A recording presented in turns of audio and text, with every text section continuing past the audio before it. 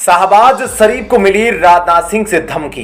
PoK को लेकर भारत ने कर दिया बड़ा ऐलान। अब भारत में शामिल होगा पाक अधिकृत कश्मीर। भारतीय सेना के सोने को देख शाहबाज शरीफ के छूटे पसीने। वहीं चीन के मुंह पर भारत ने लगाया ताला। जी हां दोस्तों, केंद्रीय रक्षा मंत्री राजनाथ सिंह शौर्य दिवस के मौके पर बीते वीरवार को श्रीनगर पहुंचे थे। दोस्तों, श्रीनगर के बडगाम में भारतीय सेना की तरफ से आयोजित शौर्य दिवस कार्यक्रम में रक्षा मंत्री शामिल हुए थे।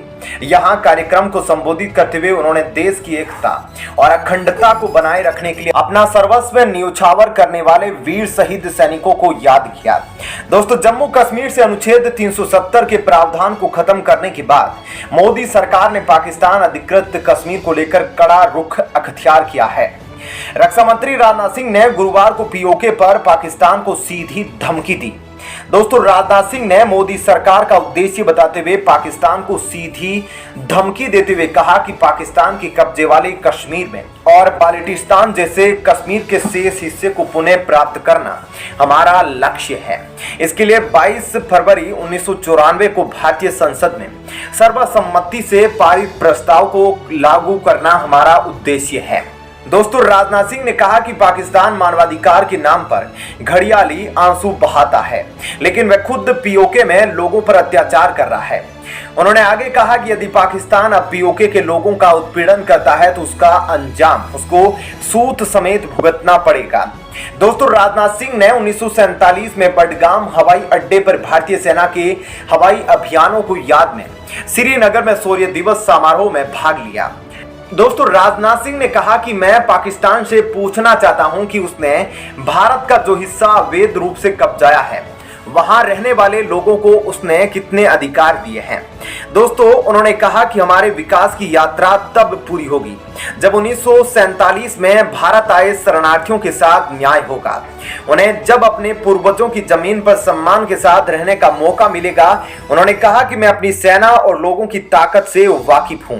दोस्तों, रक्षा मंत्री राजनाथ सिंह ने आगे कहा, भारतीय सेना की ताकत और भारतीय सेना की क्षमता से मैं अच्छी तरह से वाकिफ हूं और पूरे देश की जनता भारतीय सैनिकों के साथ है।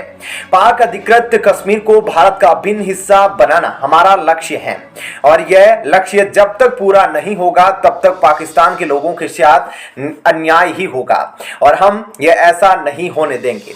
भारत का जो गिलगिट बाल्टिस्तान क्षेत्र पाकिस्तान ने कब्जा कर रखा है, वह भारत पाकिस्तान से जल्द लेकर रहेगा, चाहे उसके लिए कुछ भी करना पड़े। दोस्तों, भारत के रक्षा मंत्री राजनाथ सिंह का यह बयान उस समय पर आया जब अपने वीर सैनिकों की याद में भारतीय सेना चौथे दिवस को मना रही थी।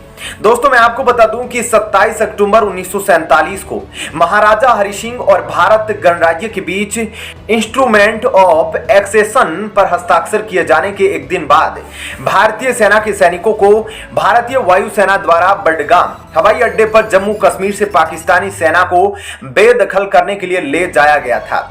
इसलिए 27 अक्टूबर को इन्फेंट्री डे के रूप में मनाया जाता है। हमले के नाटकीय संस्करण के दौरान बटालियन 46 आरआर के कर्मियों को भारतीय वायुसेना के एक उन्नत AN-32 विमान द्वारा यहां उतारा गया था। दोस्तों, ANI के साथ बातचीत में 46 आरआर जवानों ने कहा कि उन्हें गर्व है कि वे उसी रेजिमेंट का हिस्सा है जिसने 75 साल पहले पाकिस्तान को सबक सिखाया था। वहीं दोस्तों, दूसरी ओर भारत और पाकिस्तान के रिश्तों में सबसे बड़ा दुश्मन बना चीन आज खुद भारत और पाकिस्तान के बीच कश्मीर मुद्दे को सुलझाने की वकालत करने चला है। दोस्तों, यह तो वही बात हो गई कि जो व्यक्ति आग में घी डालने का काम करता है वही अब आग को बुझाने की बात कर रहा है।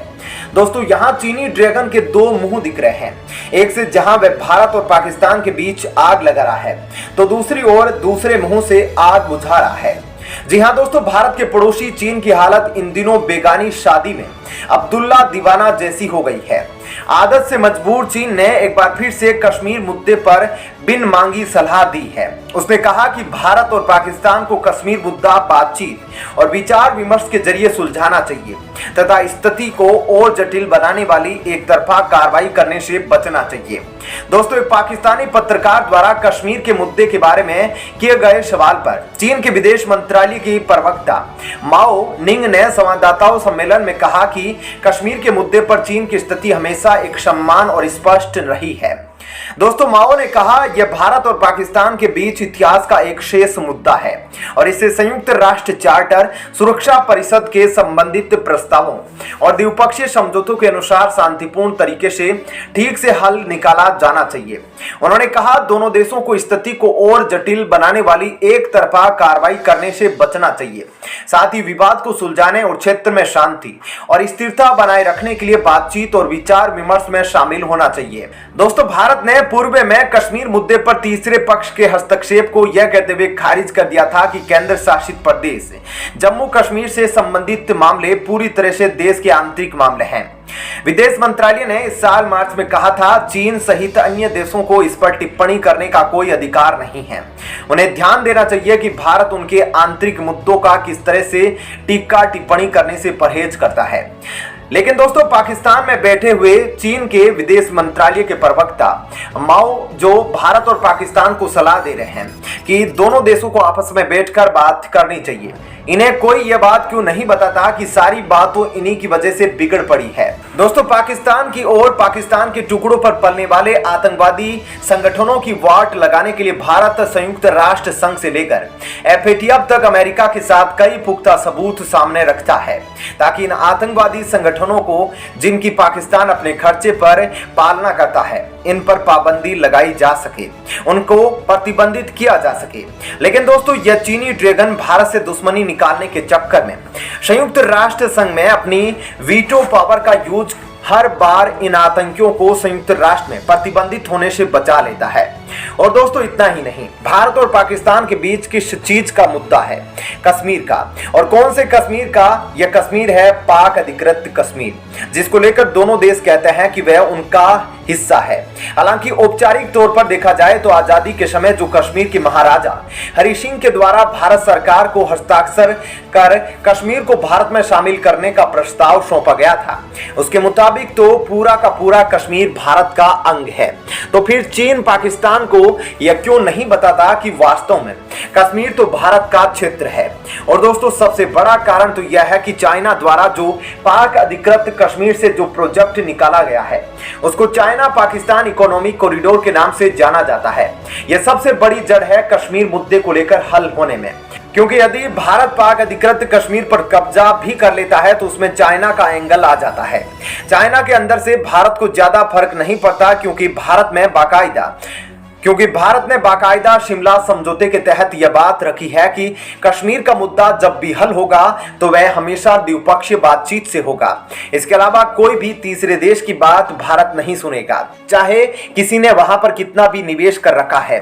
भारत का कब्जा हुआ तो सारा का सारा POK भारत के अंतर्गत शामिल हो जाएगा। दोस्तों, पिछले कुछ सालों से कश्मीर मुद्दे और पाकिस्तान के द्वारा सीमा पार आतंकवाद को लेकर भारत और पाकिस्तान के बीच संबंध तनावपूर्ण रहे हैं। भारत द्वारा 5 अगस्त 2019 को जम्मू कश्मीर के विशेष दर्जे को खत्म करने और राज्य को 2 केंद्र शासित प्रदेशों में विभाजित करने के फैसले के बाद दोनों देशों के बीच द्विपक्षीय संबंध और खराब हो गए। भारत ने पाकिस्तान से बार बार कहा है कि जम्मू कश्मीर हमेशा से भारत का अभिन्न अंग था और हमेशा रहेगा। भारत ने कहा कि वह आतंक, शत्रुता और हिंसा से मुक्त वातावरण में पाकिस्तान के साथ सामान्य पड़ोसी की तरह बातचीत की संबंध रखना चाहता है, वरना कोई बातचीत नहीं। आपका इस खबर पर क्या कहना है जरूर बताएं। धन्यवाद।